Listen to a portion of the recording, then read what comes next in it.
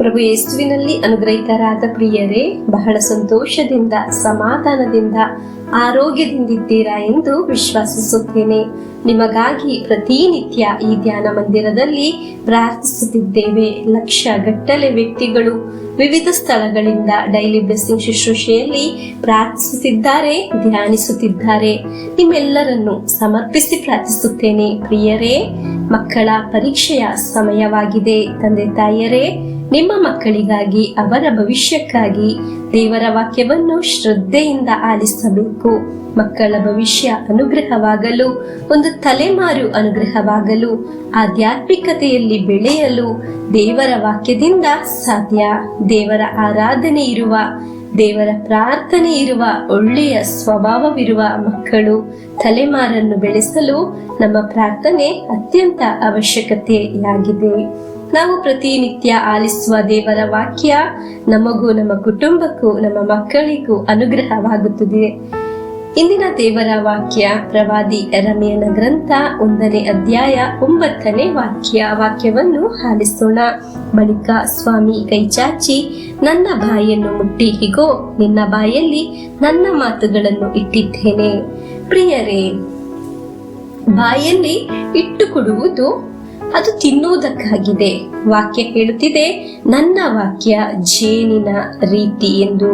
ವಾಕ್ಯವನ್ನು ನಿಮ್ಮ ಬಾಯಿಗೆ ನಾವು ತಲುಪಿಸುತ್ತಿದ್ದೇವೆ. ಒಳ್ಳೆಯ ಮನಸ್ಸಿನಿಂದ, ವಿಶ್ವಾಸದಿಂದ ದೇವರ ವಾಕ್ಯವನ್ನು ಸ್ವೀಕರಿಸಿದೆ ಆದರೆ ನಿಮ್ಮ ಜೀವನದಲ್ಲಿ ಅದ್ಭುತಗಳು ಉಂಟಾಗುತ್ತದೆ. ಹಲ್ಲೆಲೂಯಾ. ನಮಗೆ ಪ್ರವಾದಿ ಯೆರೆಮೀಯನ ಗ್ರಂಥ 20ನೇ ಅಧ್ಯಾಯ 10ನೇ ವಾಕ್ಯವನ್ನು ಆಲಿಸೋಣ. ಸುತ್ತಮುತ್ತಲೂ ದಿಗಿಲೆಂದರೆ ದಿಗಿಲು, ಬನ್ನಿ ಇವನ ಮೇಲೆ ಚಾಡಿ ಹೇಳಿ, ನಾವೂ ಹೇಳುವೆವು ಎಂದು ಗುಸುಗುಟ್ಟುತ್ತಿರುವುದು ಬಹುಜನರು. ಇವನು ಎಡವಿ ಬೀಳಲಿ, ನಾವು ಉಂಚಿ ನೋಡುವೆವು ಎನ್ನುತ್ತಿರುವರು ನನ್ನ ಆಪ್ತ ಮಿತ್ರರೆಲ್ಲರೂ.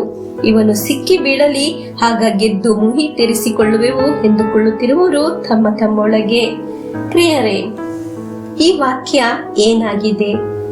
ಓದಿದ್ದು ನಿಮಗೆ ಅರ್ಥವಾಯಿತೆ?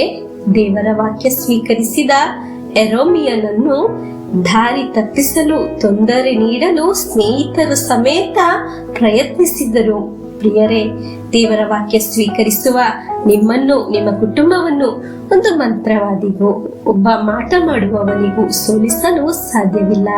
ದೇವರ ವಾಕ್ಯವನ್ನು ಸ್ವೀಕರಿಸುವ ನಿಮ್ಮನ್ನು ಯಾರಿಗೂ ಸಹ ನಾಶ ಮಾಡಲು ಸಾಧ್ಯವಿಲ್ಲ. ಅದು ಹೇಗೆ ಸಾಧ್ಯ? ಅದಾಗಿದೆ ಯೆರೆಮೀಯನ ಗ್ರಂಥ 20ನೇ ಅಧ್ಯಾಯ 11ನೇ ವಾಕ್ಯವನ್ನು ಆಲಿಸೋಣ. ಆದರೆ ನನ್ನ ಸಂಗಡ ಇರುವರು ಸರ್ವೇಶ್ವರ, ಭಯಂಕರ ಶೂರನಂತೆ. ನನ್ನ ಹಿಂಸಕರು ಮುಗ್ಗರಿಸಿ ಬೀಳುವರು, ಜಯ ಸಾಧಿಸದೆ. ನಾಚಿಕೆಗೆ ಈಡಾಗುವರು, ತಮ್ಮ ಯೋಜನೆ ಕೈಗೂಡದೆ. ಶಾಶ್ವತ ಅವಮಾನಕ್ಕೆ ಗುರಿಯಾಗುವರು, ಎಂದಿಗೂ ಮರೆಯಲಾಗದಂತೆ. ಪ್ರಿಯರೇ, ದೇವರ ವಾಕ್ಯ ಸ್ವೀಕರಿಸುವ ನಮ್ಮ ಜೊತೆ ಭಯಂಕರ ಶೂರನಂತೆ ಸರ್ವೇಶ್ವರ ಜೊತೆಯಲ್ಲಿ ಇದ್ದಾರೆ. ಹಲ್ಲೆಲೂಯಾ. ಡೈಲಿ ಬ್ಲೆಸ್ಸಿಂಗ್ ಅಲ್ಲಿ ವಾಕ್ಯ ಆಲಿಸುವವರನ್ನು, ದೇವರ ವಾಕ್ಯವನ್ನು ಶೇರ್ ಮಾಡುವವರನ್ನು, ನಿಮ್ಮೆಲ್ಲರನ್ನು ನೆನೆಸಿ ಈ ಸಮಯ ಪ್ರಾರ್ಥಿಸುತ್ತೇನೆ. ಸರ್ವೇಶ್ವರ ಭಯಂಕರ ಶೂರನಂತೆ ನಮ್ಮ ಜೊತೆಯಲ್ಲಿದ್ದಾರೆ. ಅನೇಕ ಅಪಘಾತಗಳು, ದುರಂತಗಳು, ದುರ್ಮರಣಗಳು, ನಷ್ಟಗಳು ಎಲ್ಲವೂ ಸಹ ನಮ್ಮಿಂದ ಓಡಿ ಹೋಗುತ್ತದೆ. ದೇವರ ವಾಕ್ಯ ಇರುವ ನಿನ್ನ, ನನ್ನ ಕುಟುಂಬದಲ್ಲಿ ಯಾವ ಉಪದ್ರವವೂ ಬರುವುದಿಲ್ಲ. ಯಾವ ಉಪದ್ರವವು ನೀಡಲು ಇಳಿಯುವ ಕಾಲು ಮುಗ್ಗರಿಸಿ ಬೀಳುತ್ತದೆ.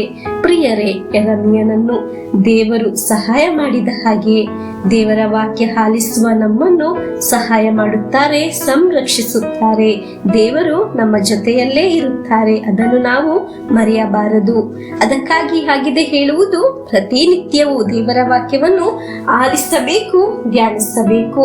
ದೇವರ ವಾಕ್ಯವನ್ನು ಶೇರ್ ಮಾಡಬೇಕು. ಕುಟುಂಬದವರ ಜೊತೆ, ಸ್ನೇಹಿತರ ಜೊತೆ ಹೇಳಬೇಕು, ದೇವರ ವಾಕ್ಯವನ್ನು ಆಲಿಸಿರಿ ಎಂದು. ಪ್ರಿಯರೇ, ದೇವರ ವಾಕ್ಯ ಸ್ವೀಕರಿಸಿದ ನನಗೆ ಒಂದು ದೋಷವೂ ಬರುವುದಿಲ್ಲ, ಒಂದು ಕೆಡುಕು ಉಂಟಾಗುವುದಿಲ್ಲ, ಒಂದು ದುರಂತ ನನ್ನ ಗುಡಾರವನ್ನು ಮುಟ್ಟುವುದಿಲ್ಲ. ನನ್ನ ದೇವರಲ್ಲಿ ನಾನು ವಿಶ್ವಾಸಿಸುತ್ತೇನೆ.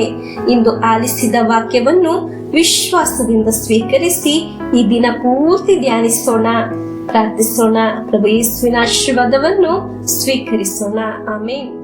ನಮ್ಮೇ ಪ್ರಭು ಯೇಸು ಕ್ರಿಸ್ತರ ವರಪ್ರಸಾದವು, ದೇವರ ಪ್ರೀತಿಯು, ಪವಿತ್ರಾತ್ಮರ ಅನ್ಯೋನ್ಯತೆಯು ನಿಮ್ಮೊಡನ ಇರಲಿ. ರೋಗದಿಂದ, ಅಪಘಾತದಿಂದ, ವಂಚನೆಯಿಂದ, ನಿರಾಶೆಯಿಂದ ಸ್ವರ್ಗದ ದೇವರು ನಿಮ್ಮನ್ನು ಅದ್ಭುತವಾಗಿ ಸಂರಕ್ಷಿಸಲಿ.